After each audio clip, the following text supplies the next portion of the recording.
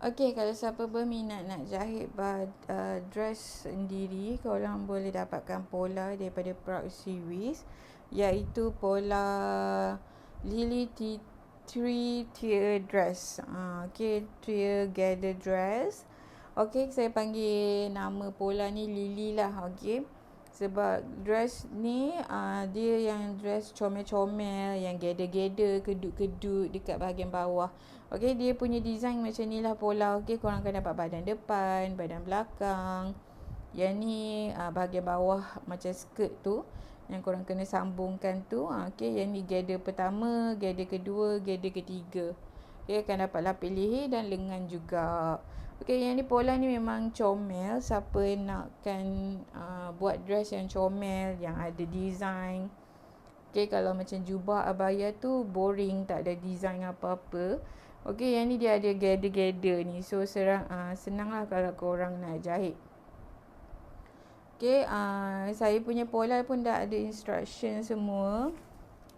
Okey, dah ada instruction full kat sini. So korang kena potong pola dekat lipatan. Okey, dah ada tulis dah nama pola gather 1 front and back. Okey, untuk pola ni korang kena di depan belakang sama polanya. So cut 2 on full.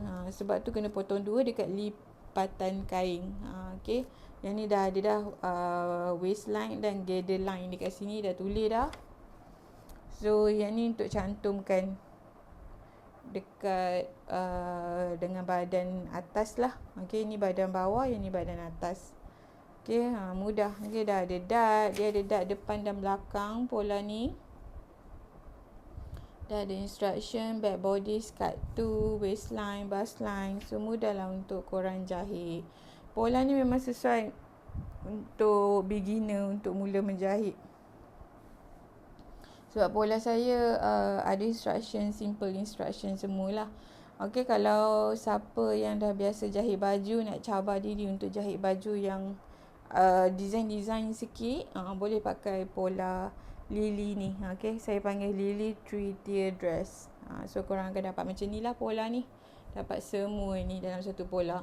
So korang boleh klik link dekat dalam Shopee ni, dalam YouTube ni. Ada link Shopee saya sediakan.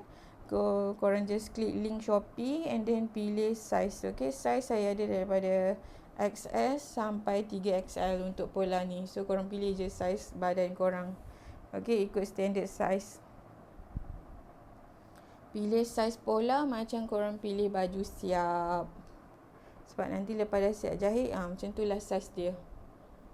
Okey, pola dah tak payah nak alter apa-apa. So mudah lah untuk ikut. Okey, kalau berminat nak jahit baju sendiri, korang boleh klik link dekat dalam YouTube ni.